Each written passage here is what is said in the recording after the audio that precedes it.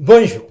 Cette nuit, j'ai fait un rêve bizarre. Je faisais mes courses et alors que passant devant le rayon poissonnerie s'infiltrait dans mes pensées une vision fugitive de Marlène Schiappa après 3 semaines de confinement, je me retrouvais face à un masque de plongée intégral façon Dark, reste dedans, Vador est un peu approprié en période de confinement.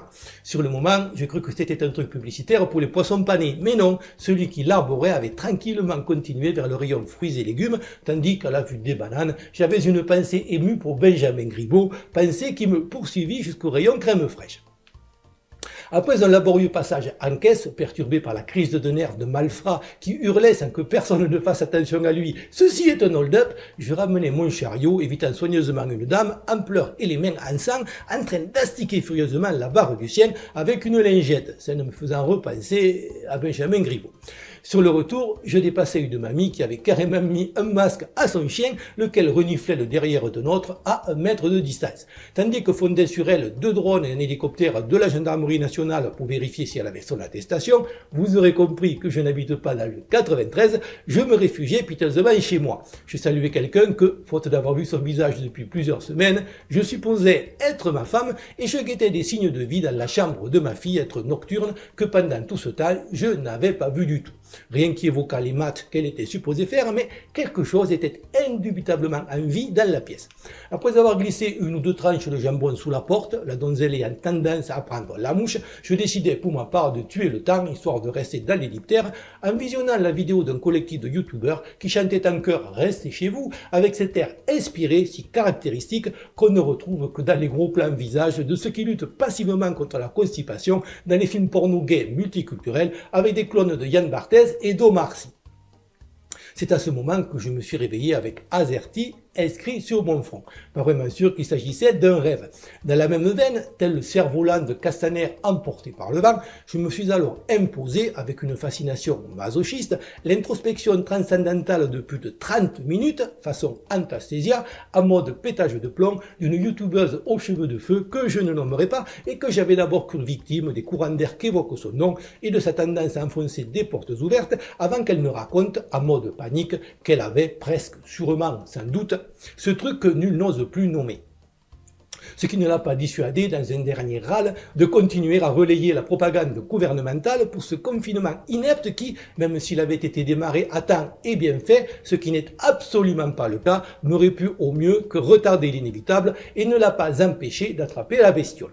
Prompt rétablissement quand même. Du coup, j'ai subitement réalisé que moi aussi, j'avais plein de symptômes. Depuis 2017, j'étais plutôt constipé façon Schiappa et depuis peu, j'ai chopé l'andiaillé. C'est comme l'andiarrhée, mais sans les flatulences vu que ça manque d'air. En plus, j'ai un gros abcès sur les fesses en forme de ministre de la Santé au point qu'étant de nature opiniâtre, j'envisage de persévérant. Je ne parle même pas des nausées qui apparaissent dès que je vois Macron à la télé, comme si j'avais ingéré un brune poison violent, à moins peut-être qu'à force de me faire mener en bateau, je n'ai attrapé le mal de Le Maire.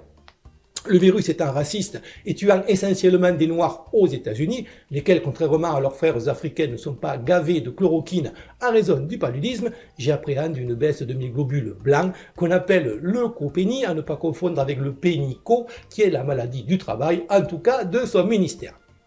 Bien sûr, j'ai pris mes précautions, j'ai imprimé les 350 pages du premier volume de la série Comment mettre un masque, préfacé par Sibène Diaye. Je n'écoute le Premier ministre que quand il est debout, le Philippe debout étant préférable à la Philippe qui est presque une maladie vénérienne. Et dans le même esprit, j'ai toujours une photo de Béloubet dans ma poche pour faire fuir les germes et calmer toute tentation coupable que mon épouse n'approuverait pas.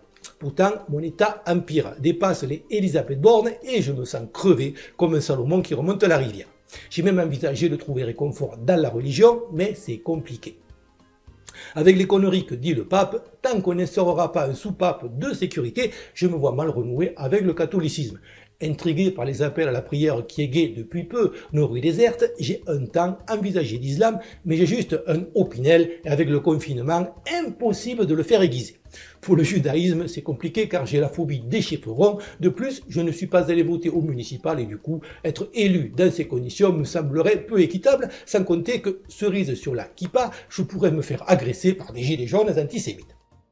Un dernier ressort, j'ai considéré le bouddhisme avant de comprendre que ça n'avait rien à voir avec le fait de faire la gueule et que ma compréhension de ce qu'ils appellent le dharma était particulièrement étriquée, un dharma nain en quelque sorte.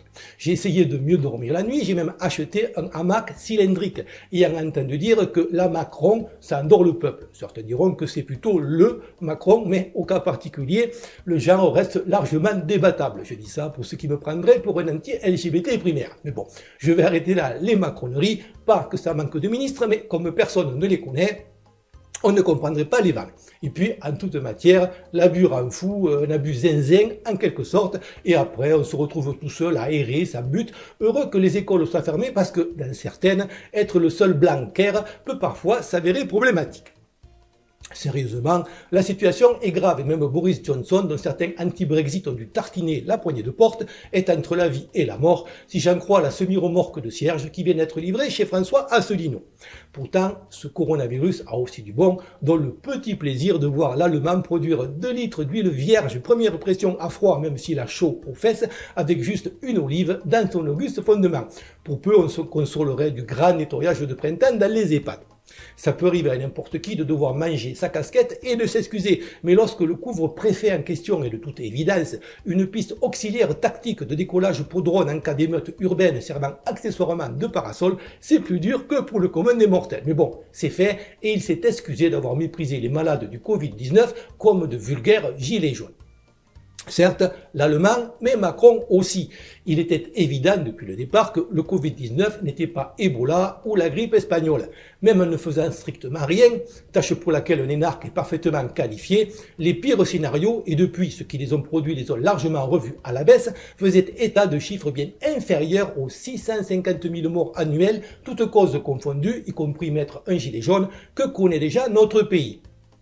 Certes, ces chiffres très exagérés, et encore une fois dans l'hypothèse où l'on ne ferait strictement rien, avaient de quoi faire peur. C'était d'ailleurs bien le but recherché par certains, utilisant une OMS rongée par la corruption, mais, et c'est là que réside la subtilité, il ne s'agit essentiellement pas de morts supplémentaires. Beaucoup de gens mourant avec le coronavirus, mais pas de lui, un peu comme quand on a des morpions. Et quand on meurt de lui, c'est souvent qu'il a juste remporté la course contre d'autres pathologies existantes. Bref, le différentiel, encore une fois ne faisant strictement rien, se situerait quelque part entre 0,1 et 0,01% de la population totale. Un PICS doit avoir non des valeurs à la con, mais un but à long terme ainsi qu'un souci de préservation et d'héritage vis-à-vis des générations futures. On peut dès lors s'appuyer dessus pour prendre sans sourciller des décisions humainement difficiles et impopulaires, sachant qu'il est absurde que le dit pays se saborde, même pour sauver 50% de sa population et a fortiori pour en sauver moins de 0,1%. Bien sûr, une fois que cette évidence, qui n'en est pas une pour tout le monde, ce qui est une des causes de la situation, est posée, il est clair que tout ce qui ne remet pas en cause la pérennité du collectif et ne sacrifie pas la majorité au profit de quelques-uns doit être tenté pour sauver le plus de vies possible.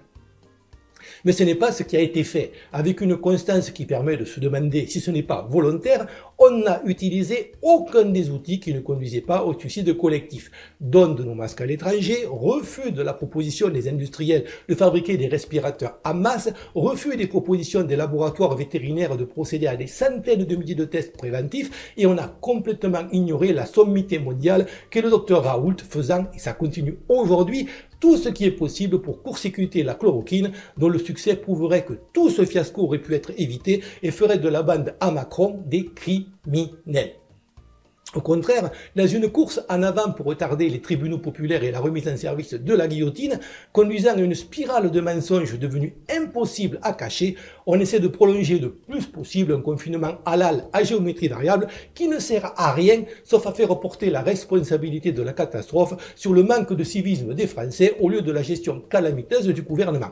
Un peu comme si, dans un bateau, celui qui a fait un trou dans la coque attribuait le fait que le dit bateau coule aux gens qui, dans la soute, n'écopent pas assez vite avec des cuillères à café, qui plus est, parce que le même individu a oublié de commander des seaux, même si ce n'est pas ce qui manque à la République en marche. tout en profitant au passage pour limiter les libertés individuelles en nous pistant sur nos téléphones en attendant un traceur en suppositoire et pour effacer d'un trait de plume tous les acquis sociaux, l'exécutif compte sur le fait que, face au chaos et aux pénuries alimentaires qui vont suivre, aggravés par les conflits ethniques volontairement importés sur notre territoire, les gens seront trop occupés à se battre entre eux pour un bout de pain pour s'occuper des traîtres qui les gouvernent, dont la priorité actuelle est d'éviter que ne se produise avant le dit chaos un déconfinement d'un seul bloc qui se traduirait dès le lendemain par une révolution avec leur tête sur des pics. Certains pays vont se retrouver dans une mouise noire. Bien dirigés et sous réserve de déterminer de façon cohérente ce que signifie être français et donc qui peut bénéficier de ces largesses, il n'y a pas de raison que la France, laquelle a des atouts uniques au monde et qui, contrairement à beaucoup d'autres, a les capacités de retrouver à terme le seul truc qui compte en période de crise, à savoir une autosuffisance alimentaire, fasse durablement partie de cela. Mais encore une fois, bien dirigée. Comme le disait Coluche, si on confie le Sahara à des énarques, dans 5 ans, on importe du sable. Et encore pire, quand les 10 énarques sont également des traîtres et des corrompus élus, il faut aussi être capable de l'admettre par des veaux. Comme d'habitude, je n'ai pas la prétention de détenir la vérité, juste, tant qu'on me laisse faire, de susciter la réflexion par un discours honnête, logique et argumenté, sans autocensure. Je ne filtre aucun commentaire et cette chaîne, par principe, n'est pas monétisée et ne fait pas appel aux dons. Si vous voulez me soutenir, faites-le en likant, commentant et pour les plus courageux, en partageant mes vidéos, afin de toucher un plus large public en espérant que ça puisse contribuer à faire avancer les choses. Pensez aussi à vous abonner et si vous êtes nouveau, à faire un peu de spéléologie sur la chaîne. Certaines de mes vidéos, faute de référencement par YouTube, passant parfois inaperçues et d'autres censurées, ne se trouvant que sur mes chaînes secondaires. Merci encore à tous pour votre fidélité et vos encouragements et à bientôt, j'espère.